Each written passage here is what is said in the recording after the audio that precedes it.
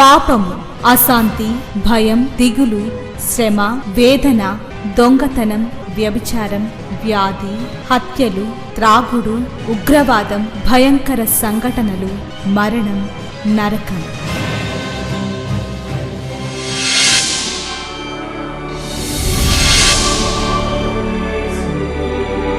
సిలువలోనే పాప క్షమాపణ, పరిశుద్ధ జీవితం, ప్రేమ, వాక్య ధ్యానము, నెమ్మది, సహవాసం, నిత్య జీవం. శాంతి సోపానాలు, ఇవి శాంతి ప్రదాత బోధలు. చీకటిలో ఉన్న ప్రజలకు గొప్ప వెలుగు కలుగుటకు, చీకటిలో ఉన్న ప్రజలకు గొప్ప వెలుగు కలుగుటకు, చీకటి నుండి వెలుగునకు నడిపించే సోపానాలు. శాంతి సోపానాలు కార్యక్రమానికి మిమ్మల్ని ప్రేమతో ఆహ్వానిస్తూ ఉన్నాను. ఈ కార్యక్రమాలు మీ వ్యక్తిగతమైన జీవితాన్ని దేవుని యొక్క ప్రేమతోనూ సత్యముతోనూ నింపి దేవునికి మరింత సన్నిహితులు చేయాలనే ప్రార్థనా కోరికతో ఈ సందేశాలు మీకు తెలియచేస్తూ ఉన్నాను. జీవితంలో ఎన్నో చూశాను, ఎన్నో నేర్చుకున్నాను. ఒక మానవ జీవితానికి కావలసింది దేవునితో ఐక్యత. మనం మనసాక్షి అనే అంశాన్ని ధ్యానం చేస్తూ ఉన్నాం. బైబిల్లో దాదాపు 12 రకాల మనసాక్షిని గూర్చిన వివరణ నాకు కనపడింది. ఇంకా కూడా ఉండి ఉండవచ్చు. నేను కూడా ఎప్పుడు నేర్చుకోవడానికే ఇష్టపడుతూ ఉంటాను. ఒక్కొక్క అంశం తీసుకొని, ఒక్కొక్క సంఘటన తీసుకొని ఇందులో నేను ఏ పాఠం నేర్చుకోగలను అని ఆలోచిస్తూ ఉంటాను. రెండవది, ఈ సమాజం ఇలా అవటానికి కారణం ఏంటి అని ఆలోచించుకుంటూ ఉంటాను. మనం విన్నది నేర్చుకునేది ఎందుకు అంటే, మన జీవితాన్ని వాక్యపు వెలుగులో సరిచేసుకోవడానికి. మంచి మనసాక్షితో బ్రతికానని అపోస్తలుడైన పౌలు గారు అపోస్తల కార్యం 23:7 ఒక గొప్ప సాక్ష్యాన్ని చెప్పాడు. అలాగే 1 తిమోతి 1:5, 18, 19 కూడా ఈ మంచి మనసాక్షి అనే దాని గురించి మాట్లాడాడు. నిర్దోషమైన మనసాక్షితో బ్రతికానని అపోస్తల కార్యాలు 24:16 అన్నాడు. ఈ మనసాక్షిని గురించి ఎక్కువ మాట్లాడిన వ్యక్తి ఎవరంటే పౌలు గారే. సాక్ష్యం ఇచ్చే మనసాక్షి, లోబడే మనసాక్షి, బలహీనమైన మనసాక్షి. అవతల వ్యక్తి బలహీనమైన మనసాక్షి కలిగి ఉంటే ఆ మనసాక్షిని నువ్వు కించపరచకుండా బ్రతుకు అని విశ్వాసులకు బోధించాడు. పవిత్రమైన మనసాక్షి, వాతవేయబడిన మనసాక్షి, నిర్మలమైన మనసాక్షి, అపవిత్రమైన మనసాక్షి, శుద్ధి చేయబడని మనసాక్షి, కల్మషము సోకని మనసాక్షి. ఇలాగా పౌలు గారు చాలా వివరణగా, విశిష్టంగా మనసాక్షిని గురించి మాట్లాడుతూ ఉన్నాడు. అంటే పౌలు గారి యొక్క జీవితంలో ఈ మనసాక్షి అనేది ఎంత ప్రాముఖ్యమో మనం అర్థం చేసుకుంటూ, మన జీవితాల్లో కూడా ఎల్లప్పుడూ మనసాక్షి నిర్మలంగా ఉండేటట్టుగా, కల్మషం చౌకకుండా, ఏ విషయానికి మూర్ఖత్వం సోకకుండా దీన్ని పవిత్రంగా మంచిగా కాపాడుకుంటూ ఉండాలి అనేది వీటన్నిటి యొక్క అర్థం. మంచి మనసాక్షితో బ్రతికాను అనేది తన తీర్పు దినాల్లో ప్రజలందరి ముందు చెప్పాడు. నేను బాల్యం నుండి మంచి మనసాక్షితో బ్రతికాను, ధర్మశాస్త్ర విషయంలో అనింద్యుణ్ణి అన్నాడు. ఈ మాటలు చదివినప్పుడు అమ్మో, అది అసలు ఎంత అసాధ్యం అనిపిస్తూ ఉంటుంది నాకు. సగటు మానవుడు ఎవ్వడూ కూడా నేను అనింద్యంగా బ్రతికాను అనలేడు. అంటే కూడా మనం ఒప్పుకోం. ఎందుకంటే ఆ వ్యక్తిలో ఉన్న లోపాలు మనకు తెలుసు అనుకోండి, ఏం బడాయి మాట్లాడుతున్నాడు అనుకుంటాం. పౌలు అలాంటి వేషధారి కానీ అబద్ధికుడు కానీ కాదు.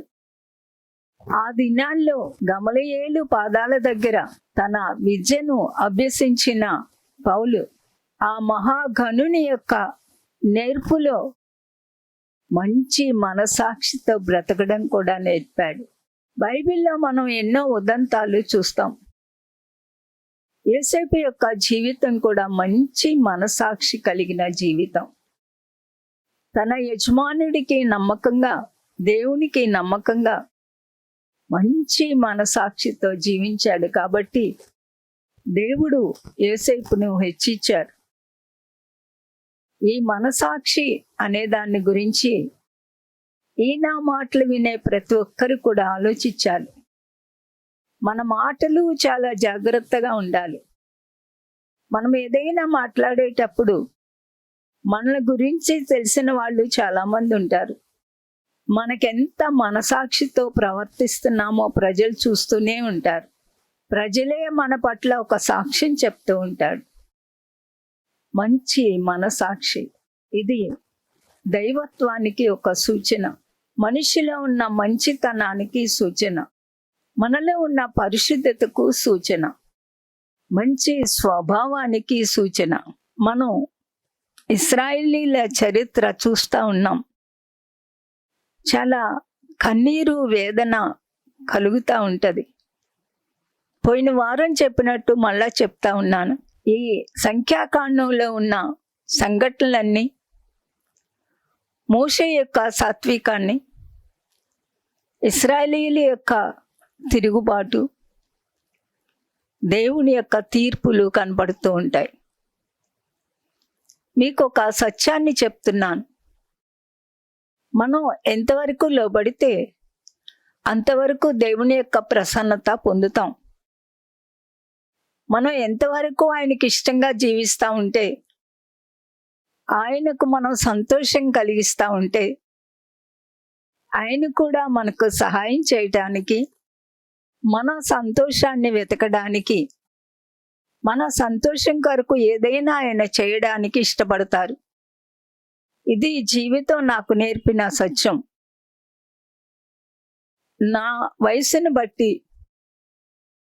ఎంతో కాలం, ఎన్నో జీవితాలు, ఎన్నో గాథలు, ఎన్నో సంఘటనలు చూశాను.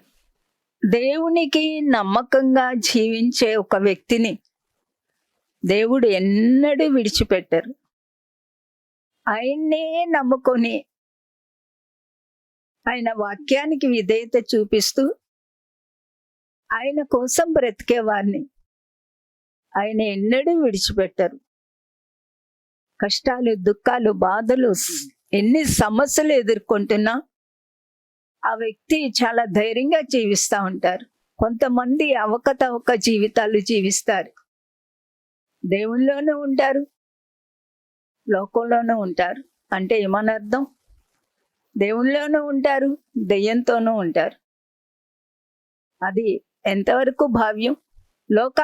లోకానికి చెల్లిస్తూ ఉంటారు, దేవునిది దేవునికి. అంటే దేవుణ్ణి హృదయంలో చేర్చుకోరు వీళ్ళు. దేవుని వాక్య ప్రకారం జీవించరు, దేవుని వాక్యానికి లోబడరు, సత్యాన్ని వెదకరు, సమాధానాన్ని వెదకరు, స్వార్థంతో జీవిస్తూ ఉంటారు. అలాంటి వాళ్ళని మనం ఏమని పిలుస్తాం చెప్పండి? దేవుని పట్ల కానీ మనసాక్షి పట్ల కానీ ఎప్పుడూ మూర్ఖంగా ప్రవర్తించకూడదు.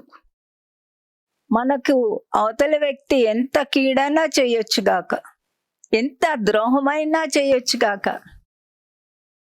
మన నిర్దోషత్వానికి వాళ్ళు ఎంత అవమానకరమైన మాటలైనా మాట్లాడొచ్చుగాక, క్షమించడం, ప్రేమించడం దేవుడు మనకు నేర్పిన పాఠాలు. ఇప్పుడు మనం సంఖ్యాకాండం 16వ అధ్యాయంలో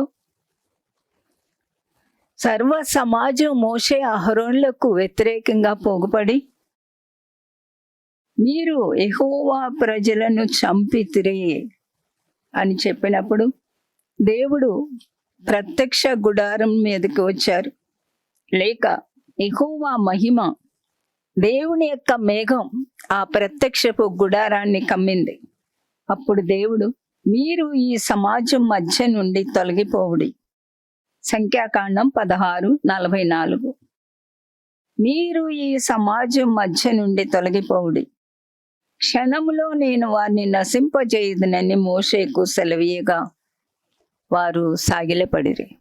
ఒక ప్రక్కన దేవుని ఉగ్రత, మరొక ప్రక్క తిరగబడుతూ ఉన్న ఇశ్రాయేలీలు, ఇంకొక ప్రక్క మోషే సాగిలపడటం. ఆ సీన్ ఒక్కసారి మీరు ఆలోచించండి. యేసు ప్రభు వారి రక్తం, యేసు ప్రభు వారు మన కొరకు ఈ లోకానికి వచ్చి బలి అయ్యారు.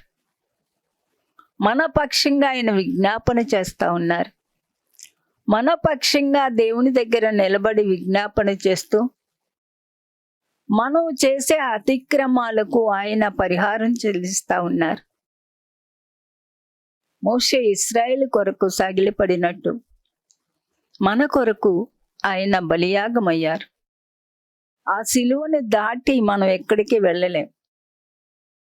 దేవుని యొక్క ఆ ప్రణాళిక, యేసు ప్రభు వారి యొక్క ప్రేమ, త్యాగం, రక్తం, ఆయన చాపిన చేతులు మనం చూడగలిగితే చాలండి, దేవుని కొరకు ఏదైనా చేస్తాం. మోషే అహరోనుతో అంటా ఉన్నాడు, 46వ వచనం, నీవు ధూపార్తిని తీసుకొని బలిపీఠపు నిప్పులతో నింపి ధూపము వేసి వేగముగా సమాజం వద్దకు వెళ్ళి వారి నిమిత్తము ప్రాయశ్చిత్తము చేయము. కోపము యెహోవా సన్నిధి నుండి బయలుదేరాను. తెగులు మొదలుపెట్టెనని అహరోనుతో చెప్పగా మోషే చెప్పినట్టు అహరోను వాటిని తీసుకొని సమాజం మధ్యకు పరిగెత్తిపోయినప్పుడు తెగులు జనులలో మొదలుపెట్టి ఉండెను. కాగా అతడు ధూపము వేసి జనుల నిమిత్తము ప్రాయశ్చిత్తము చేసెను. చూడండి, ఎంత చక్కని వాక్యమో ఇది. అతడు చచ్చిన వారికిని బ్రతికి ఉన్న వారికిని మధ్యను నిలబడగా తెగులు ఆగెను. ఒక యాజకుని యొక్క విలువ, ప్రార్థన యొక్క విలువ, ధూపము అనేది మనం చేసే ప్రార్థనే. అహరోను పరిగెత్తిపోయి చచ్చిన వారికి బ్రతికిన వారికి మధ్య నిలబడ్డాడు. ఓ ప్రక్కన తెగులు చంపుతూ వచ్చింది, అక్కడ పడిపోయాడు. తెగులు యువతలకి రాకుండా అహరోను పరిగెత్తి అక్కడ నిలబడ్డాడు. ఈ బాధ్యత దేవుణ్ణి ఎరిగి ప్రార్థనా పరులుగా మారాలనుకున్న ప్రతి ఒక్కరి భుజాల మీద ఉంది. దేశంలో ఉన్న అరాచకాలు, అవినీతి, లంచగొండితనం, అత్యాచారాలు, హత్యలు, లెక్కల ప్రకారం రోజుకి 90 మంది అత్యాచారానికి గురవుతున్నారన్నారు. కానీ నేను అనుకుంటాను 90 కాదు, 9,000 మంది ఈ అత్యాచారపు దారుణానికి గురవుతున్నారేమో అని ఆలోచిస్తే స్త్రీ జీవితం ఎంత దారుణం. హవ్వ చేసిన ఆ ఒక్క అపరాధం స్త్రీ జాతి అంతా కూడా అనుభవిస్తుంది అనుకుంటాను. రోజు దీనికోసం ఏడుస్తూ ఉంటాను. ఒక యుద్ధం వస్తే స్త్రీలు బలైపోతారు. ఒక యుద్ధం వస్తే స్త్రీలను తీసుకెళ్లే అత్యాచారాలు. ఏమీ లేకపోయినా ఒక ఆఫీసులో ఒక స్త్రీ ఉంటే ఆ స్త్రీ మనుగడ ఎంత కష్టమో మనందరం కూడా దేశంలో ఏం జరుగుతుందో చూస్తూ ఉన్నాం. ఇంకా రానైన దినాల్లో ఎలా ఉంటది అనేది కూడా ఒక భయంకరమైన ఊహే. ఇంత దారుణమైన పరిస్థితుల్లో యాజకులమైన దేవుని బిడ్డలైన ప్రతి ఒక్కళ్ళు కూడా స్వార్థం కోసం ప్రార్థన చేసుకోకూడదు. స్వార్థం, ఐహికమైన కోరికలు, ఈలోక విషయాలు కాదు మనకు ముఖ్యం. చచ్చిన వాళ్ళకి బ్రతికిన వాళ్ళకి మధ్య నిలబడవలసిన బాధ్యత ప్రతి విశ్వాసికి ఉంది. పాపంలో, అపరాధంలో చచ్చిపోయిన వాళ్ళు ఎక్కడున్నారండి? చాలా మందికి వాళ్ళ ఇళ్లలో ఉంటారు, సమాజంలో ఉంటారు. మనం చేయవలసింది ధూపం వేయడమే, ప్రార్థన చేయడం, కన్నీరు కార్చడం. నా సమాజాన్ని బాగు చేయండి, సంఘాన్ని బాగు చేయండి. క్రైస్తవ సంఘాలు ఎంత పాడైపోతా ఉన్నాయి. చర్చిల్లో కొట్టుకుంటారు. మనసాక్షి లేని ప్రజలు, దైవ భయం లేని ప్రజలు. సేవకులు యూట్యూబ్లో తిట్టుకుంటారు. మీరు తిట్టుకోండి, కానీ యూట్యూబ్లో ఎందుకండి అని అడుగుతున్నాను నేను. దేవుని నామం ఎన్ని విధాలుగా దూషింపబడగలదో అన్ని విధాలుగా దూషింపబడుతూ ఉంది. ఎంతమంది లోకస్తులాగా తయారవుతారు.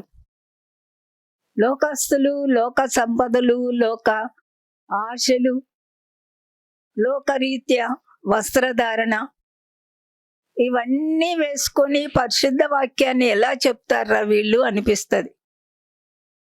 దైవ భయము లేని ఒక క్రైస్తవ సంఘాలు బయటకు వస్తున్నాయి. దేవుని కొరకు నిజంగా జీవించేవాళ్ళు బయటికి రారు. మన సంఘాల కొరకు ఎడవాలి. సాతాను యొక్క వలలో చిక్కుకున్న ప్రతి ఒక్కరి కొరకు ప్రార్థించవలసిన బాధ్యత మారు మనసు పొందిన ప్రతి ఒక్కరి మీద ఉంది. చచ్చిన వారికి బ్రతికిన వారికి మధ్య నిలబడగలిగే వ్యక్తుల కొరకు దేవుడు వెతుకుతూ ఉన్నారు. అలాంటి ఒక వ్యక్తిగా మనం ఉండగలమా? ద్రోహులకు, భయంకరమైన పరిస్థితులకు లోనైపోతున్న వాళ్ళ కొరకు దేవుని సన్నిధిలో సాష్టాంగపడి ప్రార్థన చేయగలమా? అసలు ఇశ్రాయేలీలు ఎందుకు ఇలా ప్రవర్తిస్తారు అనేది పెద్ద ప్రశ్న. సరే, ఇశ్రాయేల్ని పక్కన పెట్టండి. ఈ రోజుల్లో క్రైస్తవుల్లో ఎంతమంది మాదిరికరంగా ఉంటున్నారు? ఎంతమంది పరిశుద్ధమైన జీవితాలతో జీవిస్తూ ఉన్నారు? ధనాశ లేని జీవితాలు జీవిస్తూ ఉన్నారు. ఎంతమంది దేవుని సన్నిధిలో విజ్ఞాపనకర్తలుగా ఉన్నారు? మన దేశం కూడా నశించిపోతుందన్న జ్ఞానం లేదా? మన యొక్క బాధ్యత ఏంటి అనేది గుర్తెరగాలి.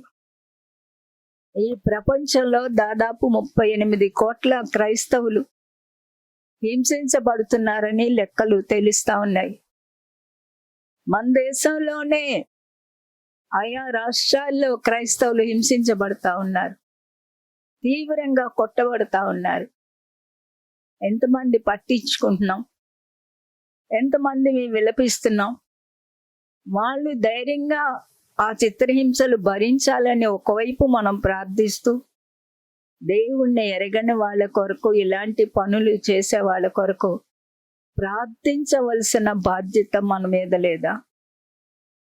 సమాధానం, క్షేమంతో కూడిన సమాజం, ఒక పరిశుద్ధమైన సమాజం, స్త్రీలకు భద్రత కల్పించే సమాజం రావాలని ప్రార్థించవలసిన బాధ్యత దేవుణ్ణి ఎరిగిన మన మీద లేదా? ఎంతమందిని చచ్చిన వారికి బతికిన వారికి మధ్య నిలబడుతున్నాము అని దేవుడు ఒకవేళ ఈ సమాజాన్ని పరీక్షిస్తే ఎంతమంది నిజంగా ఆ జాబితాలోకి వెళ్తారు? ఇలా ఆలోచించేటప్పుడు నా ఆత్మ కూడా ఘోషిస్తుంది, ప్రభు, ఆ జాబితాలో నేనుండడానికి ఇష్టపడుతున్నా. నేను పరిశుద్ధమైన యువకులు, యువ సమాజం ఎంతమందిని మనం తయారు చేయగలుగుతున్నాం?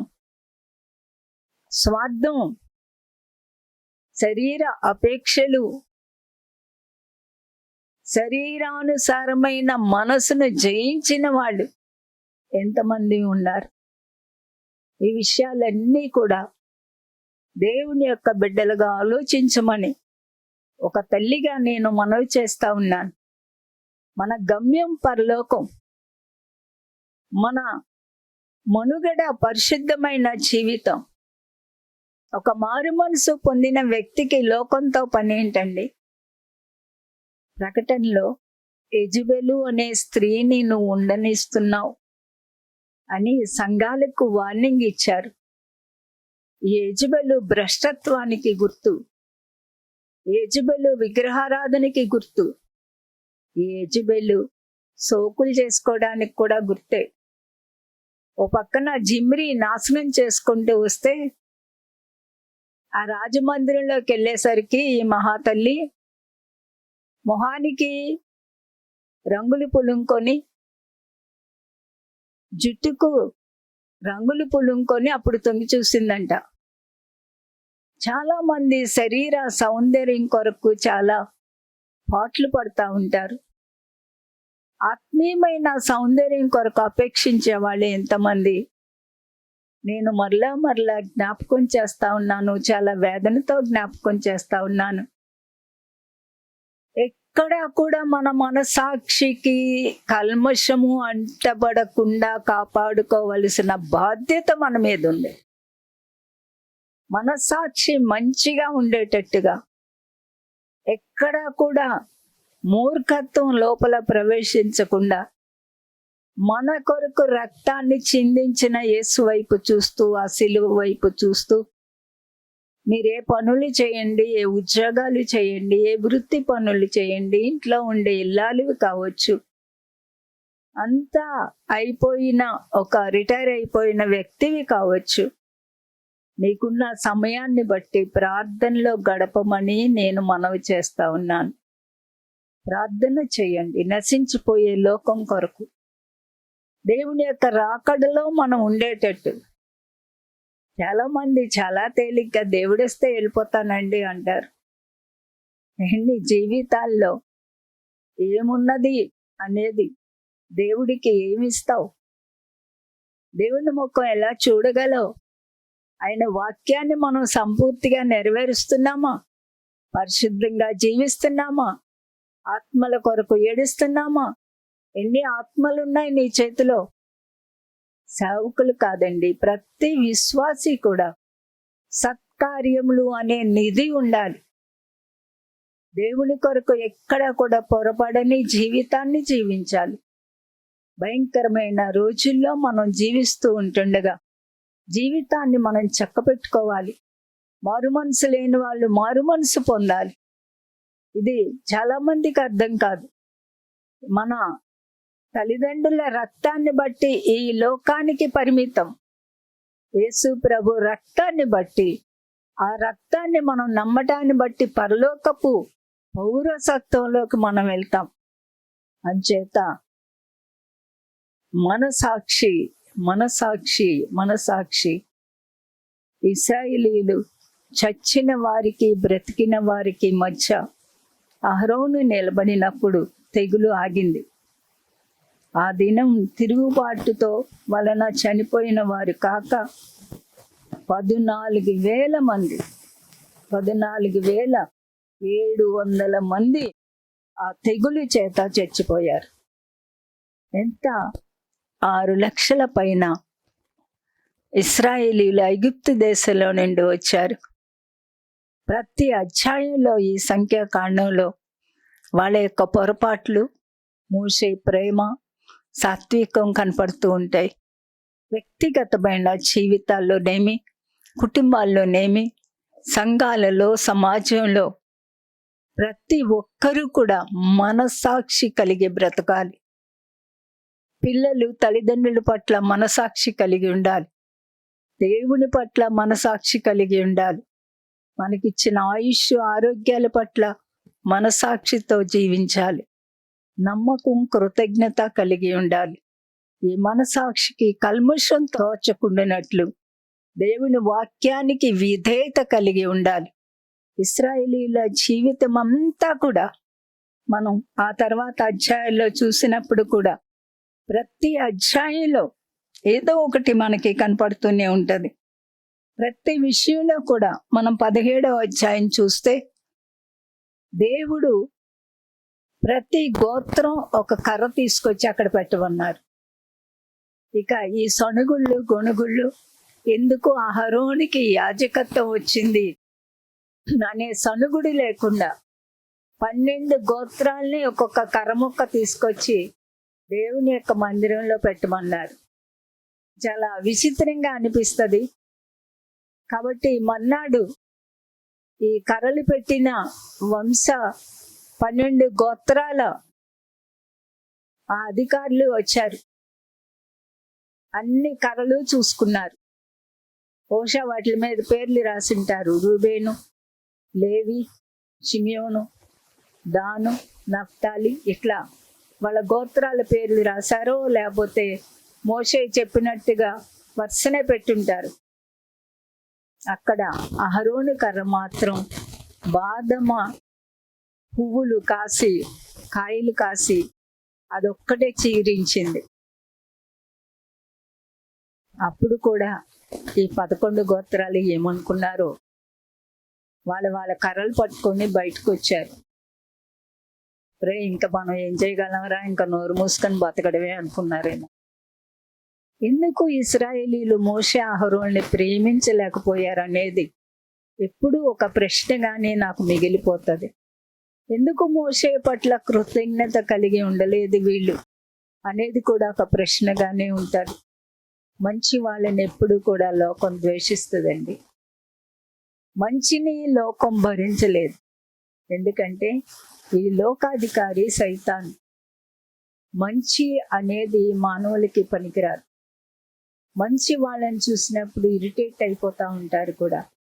మన జీవితాల్లో ప్రభువుని హత్తుకొని, సిలువను హత్తుకొని, ఆయన ప్రేమలో పరిశుద్ధతలో జీవించడం ఎంత ప్రాముఖ్యమో తెలుసుకోవాలని మనవి చేస్తూ ఉన్నాను. చచ్చిన వారికి బ్రతికిన వారికి మధ్య నిలబడాలి. జీవితం ఆషామాషి కాదు. దీన్ని ఒకరోజు పరలోకం చేర్చాలి. ప్రార్థన చేసుకున్నాం. ప్రేమ కలిగిన మా ప్రియమైన పరలోక తండ్రి, మీరు పలికే ఈ నా మాటలు విన్న ప్రతి ఒక్కరూ కూడా జీవితాల్ని జాగ్రత్తగా చక్కపెట్టుకోవడానికి, మీ ఇష్ట ప్రకారం జీవించడానికి నిత్యత్వం చేరే ధన్యులుగా చేయమని ప్రార్థిస్తూ, కష్టాలు, కన్నీరు, బాధలు, వరదల్లో చిక్కుపోయిన ప్రతి ఒక్కరూ కూడా పోగొట్టుకున్న ప్రతిదాన్ని పొందటానికి సహాయం చేయండి. ఎంతోమంది తమ వారిని కోల్పోయారు, గృహాలు కోల్పోయారు. ఆదరించండి నాయన. మీరు ఒక్కరే ఆదరించే దేవుడవు. సహాయం చేయండి. ప్రతి ఉగ్రత నుండి తప్పించుకోవటానికి మాకు ఆ ప్రార్థన విజ్ఞాపన ఆత్మను ఇమ్మని ప్రార్థిస్తూ, ప్రతి ఒక్కరిని నీలో భద్రపరచుకోమని ప్రార్థిస్తూ యేసు నామమున వేడుకుంటున్నాను తండ్రి. ఆమేన్. మహాదేవుడు మన ప్రభువు రక్షకుడునైన యేసుక్రీస్తు కృపా, దేవుని ప్రేమ, పరిశుద్ధాత్మ నిత్య సన్నిధి సహవాసం కూడి వచ్చిన మనందరికీ సదా తోడైండి. నిత్యత్వాన్ని గూర్చిన నిరీక్షణతో కూడిన జీవితాలలోనికి నడిపించును గాక. ఆమేన్. దేవుడు మనందరికీ కూడా తోడైంది ఆ విజ్ఞాపనకర్తలుగా ఉండటానికి సహాయం చేయండి గాక. ఆమేన్. మా address Shrimati Joy Sam Benny, Emmanuel church 1-146 S Achyutapuram, Kakinada 4. మా ఫోన్ నెంబర్స్ 944-010-9893 మరియు 0884-237-6793. మరలా ఇదే సమయానికి ఇదే ఛానల్లో మనం కలుసుకుందాం. Thank you.